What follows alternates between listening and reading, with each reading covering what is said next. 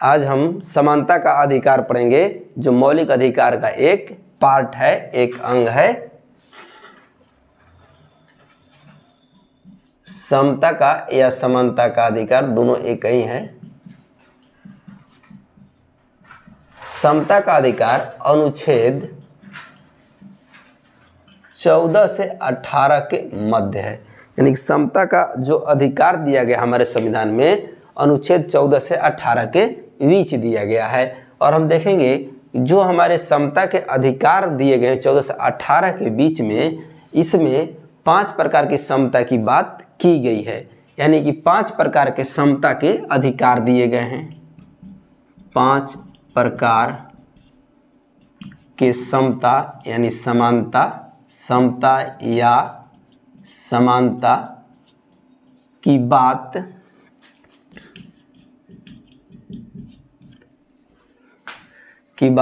समता के अधिकार के अंतर्गत है। समता के अधिकार में निहित है, यानी समता के अधिकार के तहत 5 प्रकार की समानता की बात की जाती है। और देखेंगे समता का जो अधिकार होता है किसी भी लोकतांत्रिक समाज के लिए एक नींव का पत्थर होता है। किसी भी लोकतांत्रिक समाज में समता का अधिकार का होना नितांत आवश्यक माना जाता है। तो हम देखेंगे अनुच्छेद 14 इसमें कहा गया है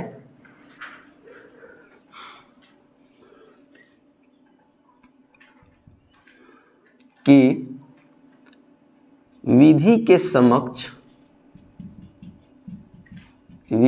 समक्ष समता एवं समान संरक्षण,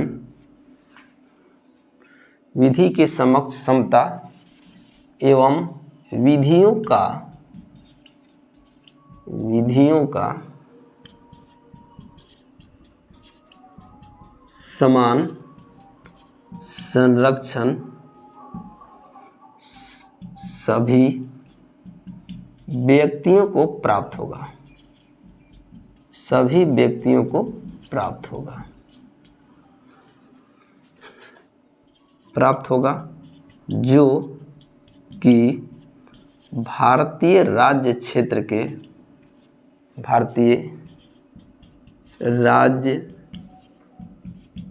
के अंतर्गत रहते हैं, यानी कि सभी व्यक्तियों को प्राप्त होगा। यानी विधि के समक्ष समता, कानून के समक्ष सब लोग समान हैं और सबको जो विधि है समान संरक्षण देगी, समान सुरक्षा देगी। और ये जो अधिकार हैं भारतीय नागरिकों के साथ साथ विदेशी नागरिकों को भी प्राप्त होंगे। यहाँ पर जो व्यक्ति शब्द दिया हुआ है, व्यक्ति का मतलब होगा व्यक्ति का आशय। व्यक्ति का आशय का मतलब भारतीय नागरिक।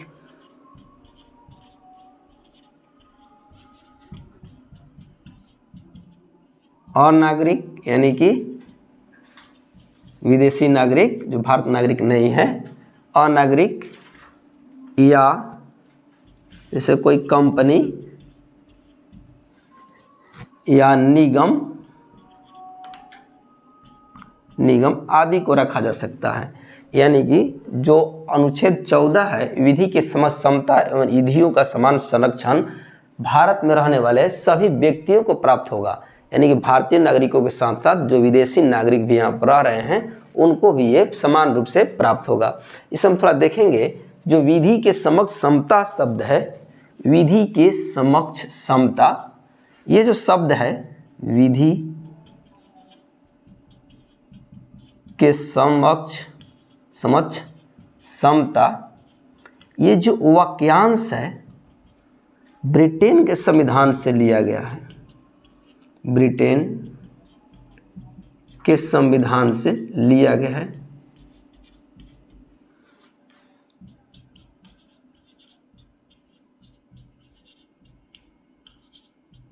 और हम देखेंगे कि विधि की समझ समता की बात प्रोफेसर डाइसी ने अपने सिद्धांत विधि के शासन में किया है। यानी कि विधि के शासन के समरूप ही विधि के समक्ष समता है। यानी प्रोफेसर डाइसी ने विधि के जो शासन दिए हैं उसी से विधि के समक्ष समता शब्द लिया गया है, और विधि के समक्ष समता शब्द ब्रिटेन के संविधान से हम लोगों ने ग्रहण किया है। विधि के शासन का मतलब होगा कि विधि के ऊपर कोई व्यक्ति नहीं है, यानी कि सभी व्यक्ति विधि के दायरे में हैं, कानून के दायरे में है, कानून के दायरे से कोई व्यक्ति बाहर नहीं है। फिर हम देखेंगे यहाँ पे विधियों का समान संरक्षण, विधियों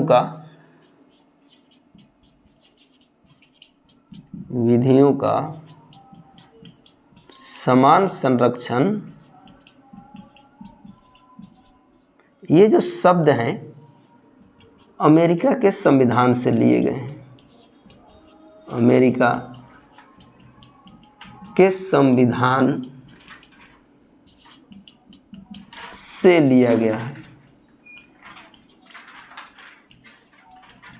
और एक बात हम नोट करेंगे, जो हमारा समता का मूल सिद्धांत है, मूल सिद्धांत अनुच्छेद 14 में ही है। बाकी देखिएगा हम 15, 16, 17, 18 ये जो है समता के सिद्धांत का प्रकटीकरण करते हैं, लेकिन समता का जो मूल सिद्धांत है अनुच्छेद 14 है।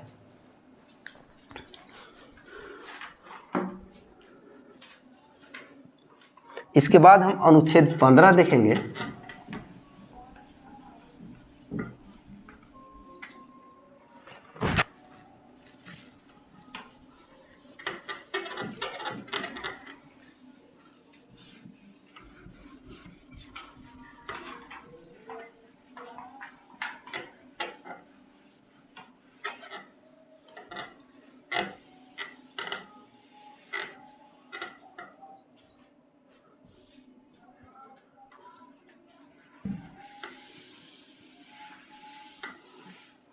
अनुच्छेद 15 हम देखेंगे कि इसमें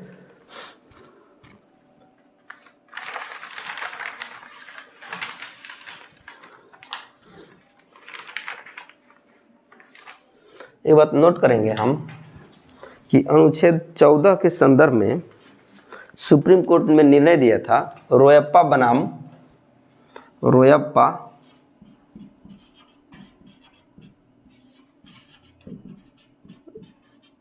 बनाम तमिलनाडु राज्य के मामले में, तमिलनाडु राज्य के मामले में सुप्रीम कोर्ट ने निर्णय दिया कि समता और स्वेच्छाचारिता, समता और स्वेच्छाचारिता दोनों एक दूसरे के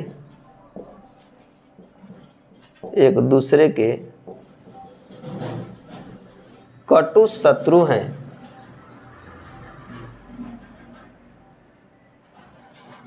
रोयप्पा बनाम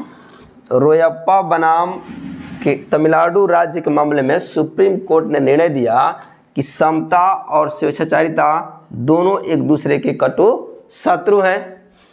इसके बाद हम अनुच्छेद 15 देखेंगे।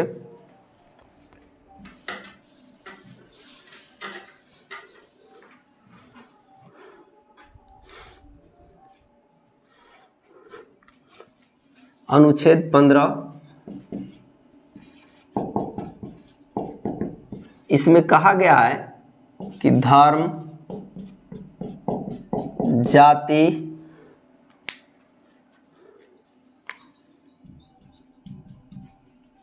संप्रदाय, लिंग, जन्म स्थान आदि के आधार पर किसी भी नागरिक से भेदभाव नहीं किया जाएगा। यानी भारतीय नागरिकों के बीच धर्म, जाति, संप्रदाय, लिंग, जन्म स्थान आदि के आधार पर भेदभाव नहीं किया जाएगा। इसके बाद में 15(3) जो है अनुच्छेद 15(3) इसमें कहा गया है कि अनुच्छेद 15(3) थोड़ा नोटेबल है, ध्यान देंगे। अनुच्छेद 15(3) कहता है कि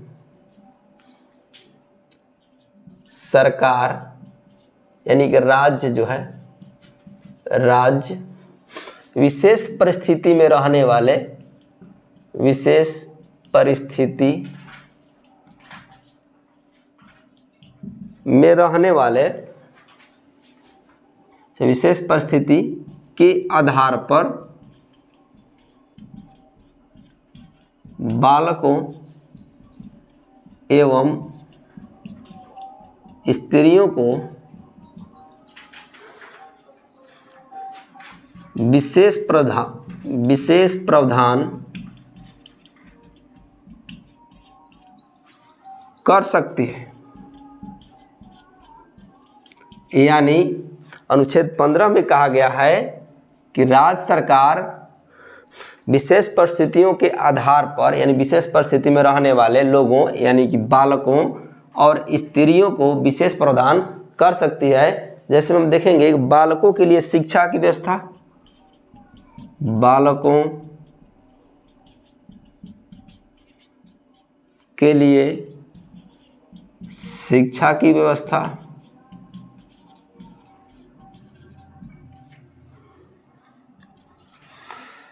फिर हम देखेंगे स्त्रियों के लिए अनेक कार्यक्रम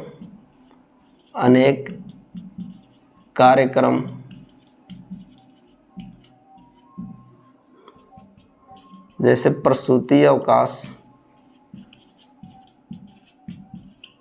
महिला आयोग की स्थापना, महिला आयोग की स्थापना, ये सब जो राज्य सरकार करती है वो अनुच्छेद 15(3) से प्रभावित होकर के ही करती है।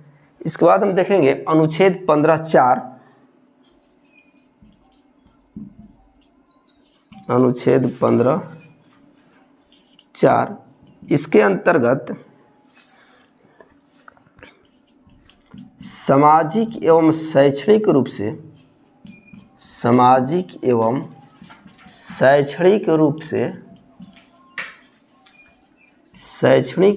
से पिछड़े हुए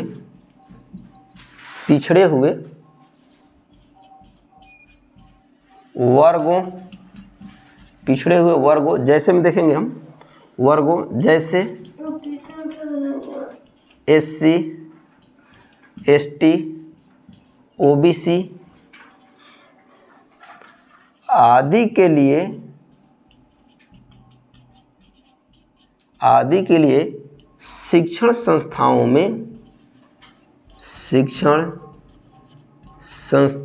में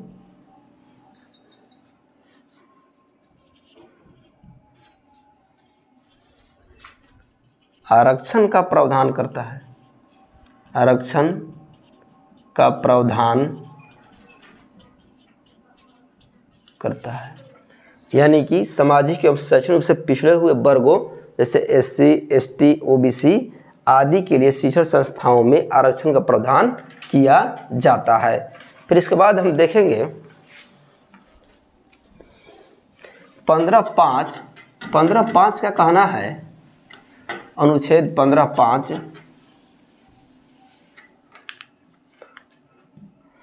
अनुच्छेद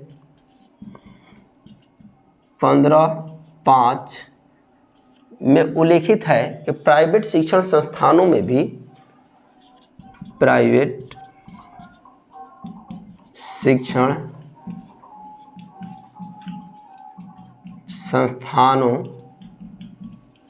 भी आरक्षण की व्यवस्था रहेगी।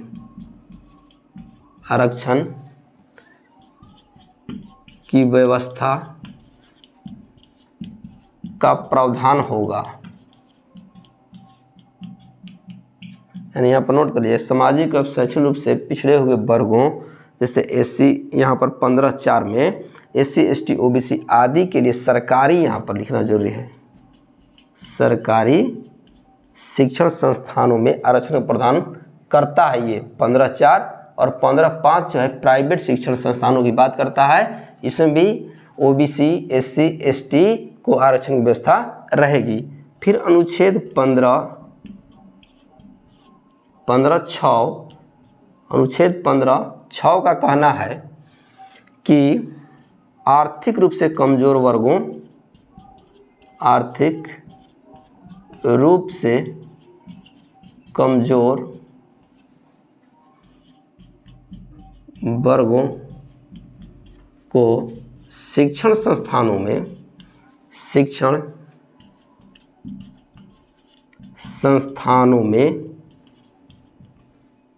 विशेष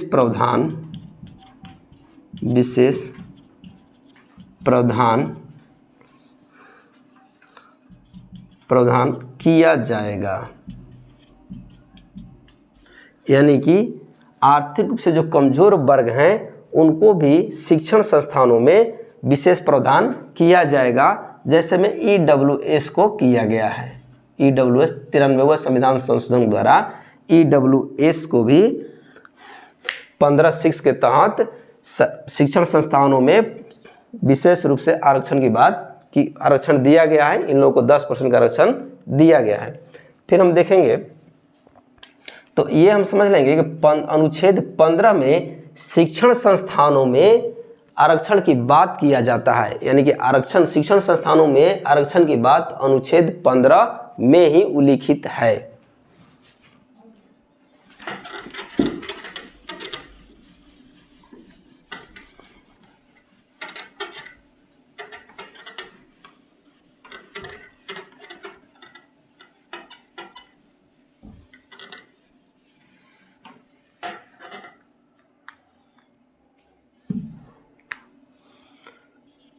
अनुच्छेद 16 इसके अंतर्गत अवसर की समता दी गई है। अवसर की समता का अधिकार, अवसर की समता का अधिकार अनुच्छेद 16 के अंतर्गत है। तो ये हम देखेंगे समता का जो अधिकार है, यानी अवसर की समता का अधिकार, ये केवल और केवल सिर्फ भारतीय नागरिक को प्राप्त है, सिर्फ भारतीय नागरिक को ही प्राप्त है।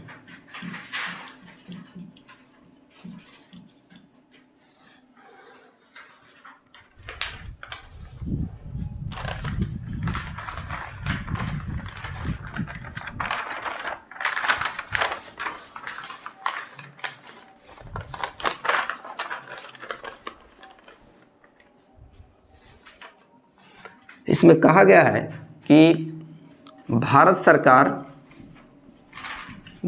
सरकार एवं राज्य सरकार के लोक नियोजनों में, यानी कि सरकारी नौकरियों में भारतीय नागरिकों के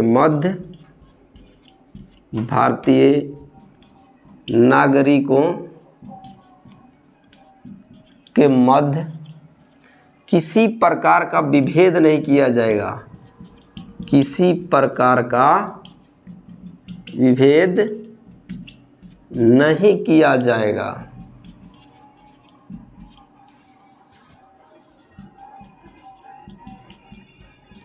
माने ये भी जो अधिकार है कहता है कि किसी भी प्रकार का विभेद नहीं किया जाएगा, लेकिन विपरीत परिस्थिति में रहने वाले लोगों, हालांकि जो कमजोर वर्ग हैं, हालांकि कमजोर वर्गों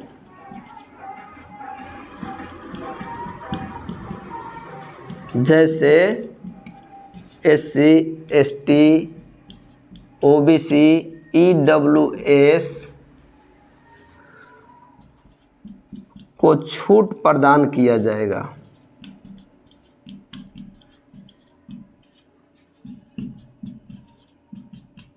को छूट प्रदान किया जाएगा, यानी कि किसी भी प्रकार का विभेद नहीं होगा, लेकिन जो कमज़ोर लोग हैं, कमज़ोर वर्ग हैं, यानी विशेष परिस्थिति में जो रहने वाले लोग हैं, उन्हें कुछ छूट प्रदान किया जाएगा। देखते हैं 16(4) के अंतर्गत, अनुच्छेद 16(4), अनुच्छेद 16(4) के अंतर्गत पिछड़ा वर्ग को आरक्षण दिया गया है। पिछड़ा वर्ग को आरक्षण दिया गया है।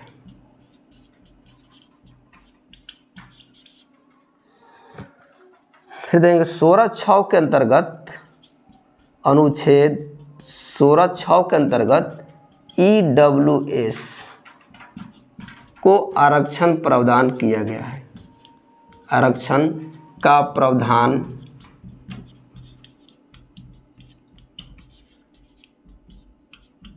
किया गया है, यानी कि पिछड़ा वर्ग को आरक्षण 16(4) के अंतर्गत है और EWS को आरक्षण 16(6) के अंतर्गत दिया गया है।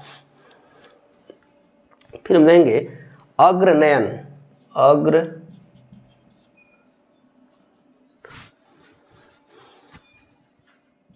अग्रनयन का सिद्धांत या कैरी फॉरवर्ड, इसका जो सिद्धांत है अग्रनयन या कैरी फॉरवर्ड का सिद्धांत अनुच्छेद 16(4) के ख में दिया गया है, यानी कि अग्रनयन का सिद्धांत या कैरी फॉरवर्ड का सिद्धांत जो है 16(4) ख में दिया गया है।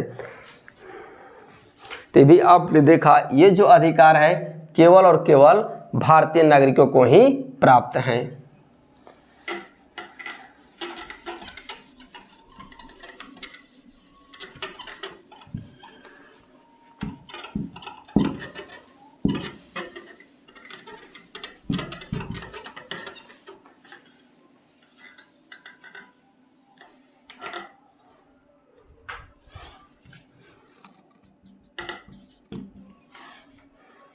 अनुच्छेद 17 में अस्पृश्यता का अंत दिया गया है। अस्पृश्यता का अंत, यानी भारत में रहने वाले यानी भारतीय नागरिकों के बीच किसी भी प्रकार का भेदभाव नहीं किया जाएगा। भारतीय नागरिकों के बीच किसी भी प्रकार का भेदभाव नहीं किया जाएगा, यानी कि भारतीय नागरिकों के मध्य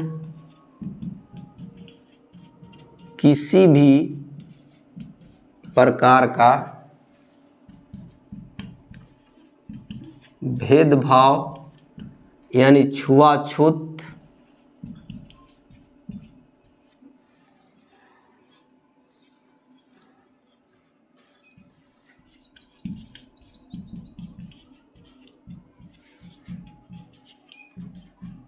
यानी भारतीय नागरिक किसी भी प्रकार का भेदभाव नहीं करेंगे।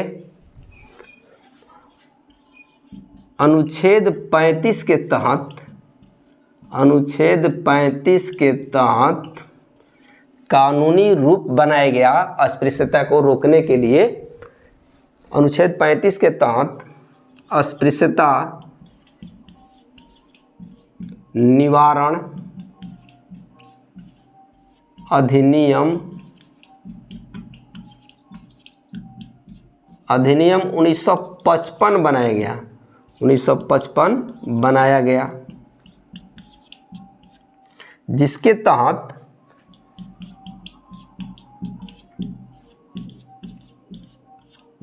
तहत छुआछूत को बढ़ावा देने वाले या करने वाले, छुआछूत को बढ़ावा देने वाले या करने वाले को न्यायपालिका दंडित कर सकती है। न्यायपालिका दंडित कर सकती है। यानी कि जो छुआछूत को बढ़ावा देंगे उन्हें न्यायपालिका दंडित कर सकती है। और ये जो है अस्पृश्यता निवारण अधिनियम अनुच्छेद 35 के तहत बनाया गया है। फिर 1936 में 1976 में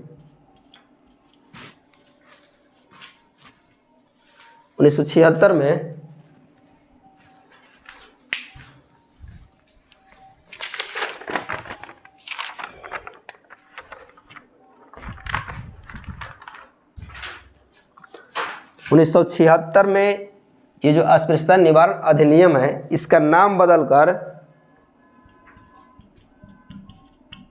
सिविल अधिकार संरक्षण अधिनियम कर दिया गया। यानी कि अस्पृश्यता निवारण अधिनियम का नाम बदलकर सिविल अधिकार संरक्षण अधिनियम कर दिया गया। फिर इसके उपरांत हम देखेंगे अनुच्छेद 18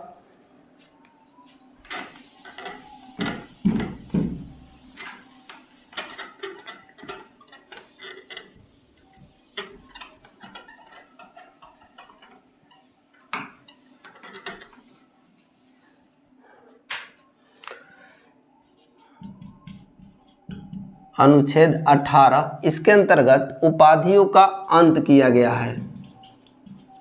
उपाधियों का अंत यानी कि भारत में किसी प्रकार के यानी भारतीय सरकार किसी भी प्रकार के उपाधि प्रदान नहीं करेगी बशर्ते सेना और शिक्षा के क्षेत्र को छोड़कर। यानी कि भारत सरकार सेना और शिक्षा में ही केवल उपाधि प्रदान कर सकती है, उपाधि प्रदान करेगी। यानी कि भारत सरकार सेना शिक्षा में ही केवल उपाधि प्रदान करेगी।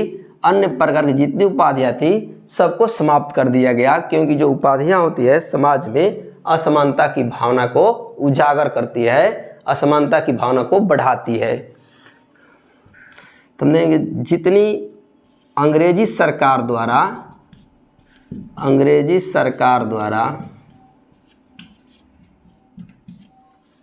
प्रदान की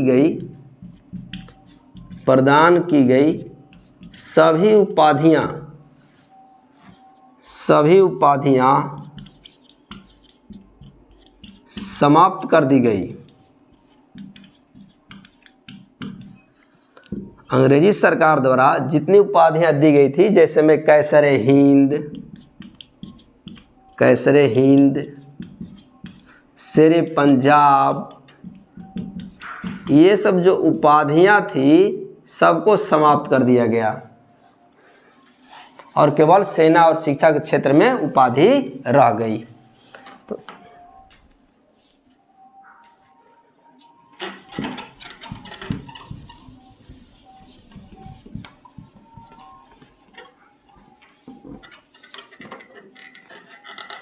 अगर भारतीय नागरिक कोई विदेशी उपाधि ग्रहण करना चाहता है, अगर भारतीय नागरिक विदेशी उपाधि धारण करना चाहता है, उपाधि धारण करना चाहता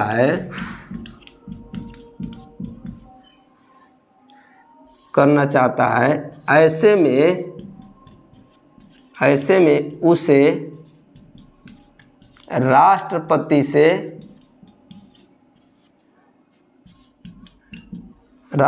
से अनुमति लेनी पड़ती है।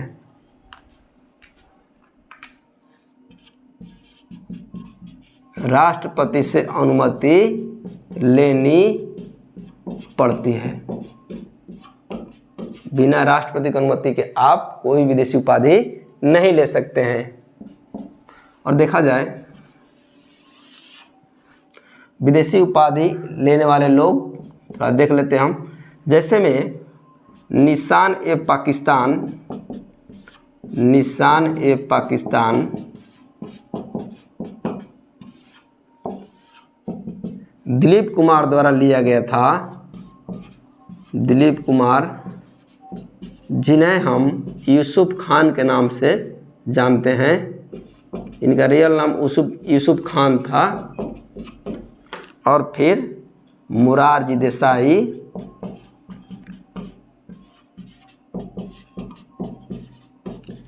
इन दो लोगों ने निशान ए पाकिस्तान उपाधि लिया था। ऐसे में इन्होंने भारत के राष्ट्रपति से अनुमति लिया था।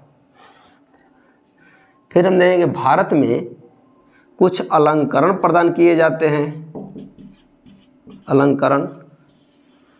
अलंकरण जो है, जैसे में भारत रत्न,